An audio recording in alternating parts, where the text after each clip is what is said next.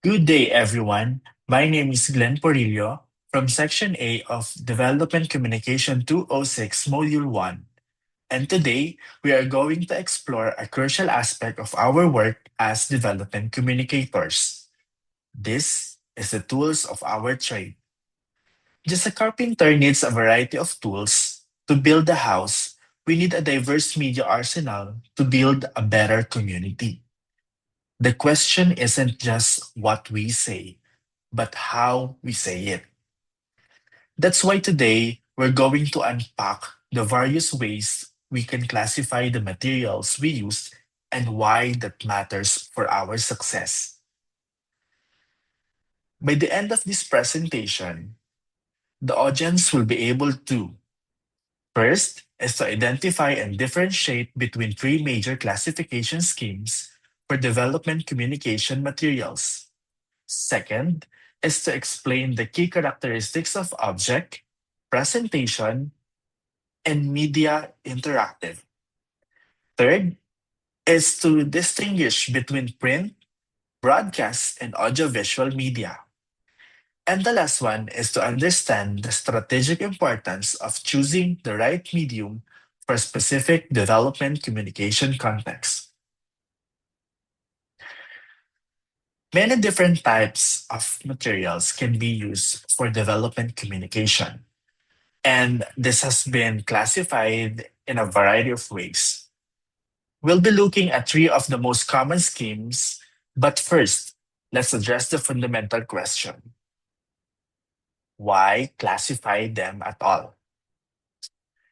First, so you must think and you might ask, what's the use of classifying media in these different ways? Well, as a development communicator, you have to be flexible and should always consider various aspects of a communication situation. Knowing these different types of media can help you decide which will be more effective to use for your purpose and given the resources available to you. It's about making a strategic choice, not a random one. Second, the breeds model with the three-part diagram. Our first classification scheme comes from breadths, a classification system based on the nature of mediums used. Breadths divided media into three broadcast categories. First, we have object media. These are media materials that can be manipulated, examined, or felt by our senses. They are usually used in medium or even small intimate group settings for the purpose of presenting ideas and procedures more concretely. Think about a farmer's training session. It would be far more effective to pass around a real life replica of a new irrigation valve or a sample of improved seeds rather than just taking or talking about them. Examples of this are specimens, replicas, dioramas, and mock ups. Next, we have presentation media.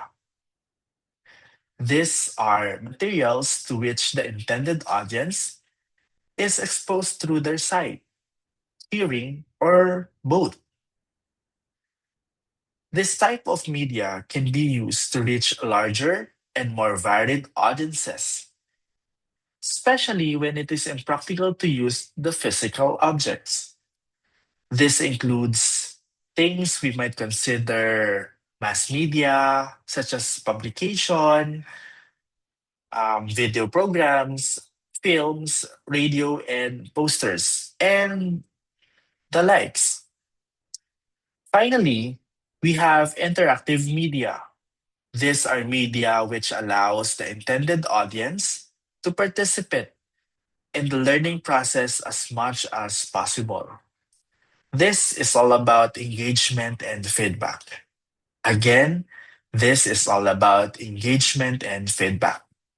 Specific examples are computer aided instructions, interactive handouts, which allow participants to fill out blanks as the lecture proceeds, and even educational games. Next is the classification by senses. This classification uses with icons for ear, eye, or use it both. And perhaps most common classification scheme categorizes materials according to the senses they used in decoding the messages. This system divides media into print, broadcasts, and audiovisual media. Print media, of course, refers to the publication like newspaper or brochure and other print materials. Broadcast media refers to those whose messages are aired simultaneously in a two-way communication to various audiences via television or radio. An audiovisual media, on the other hand, refers to types of communication materials that can be either be seen, heard, or both seen and heard, such as sound slides or video films.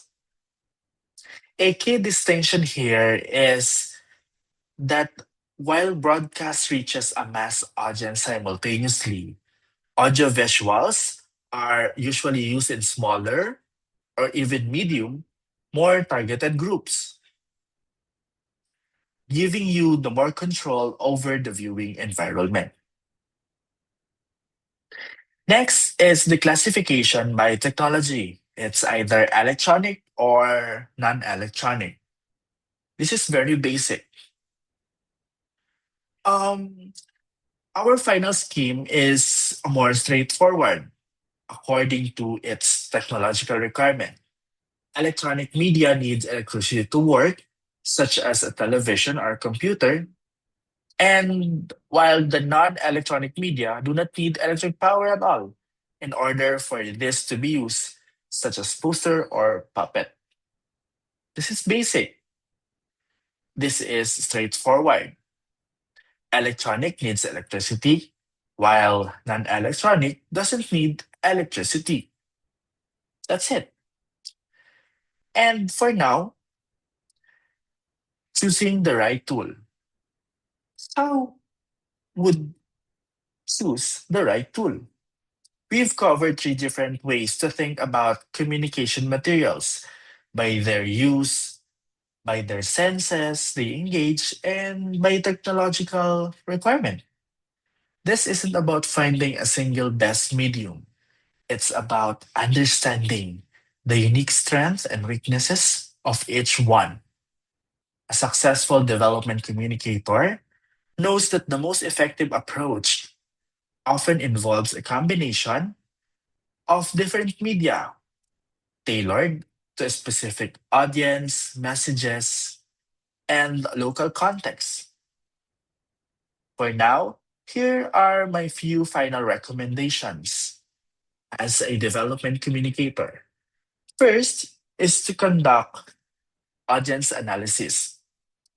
Always start by understanding your audience media habits, literacy levels, and access to technology. Second is to pilot test your materials.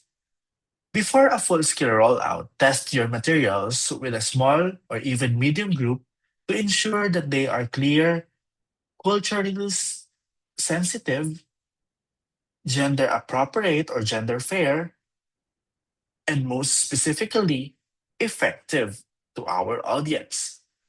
Third is to think hybrid. Don't limit yourself to just one type of media. A campaign could use a radio spot as a broadcast media to raise awareness, followed by a community meeting with a mock up that's object media to demonstrate a new technique and supported by an interactive handout to reinforce learning. Today, we've learned about different types of media and the different classification schemes they use by their own requirements. For now, again, this is Glenn Porillo from Section A, discussing the Module 1 of Dev Communication 206. Thank you and have a great day ahead.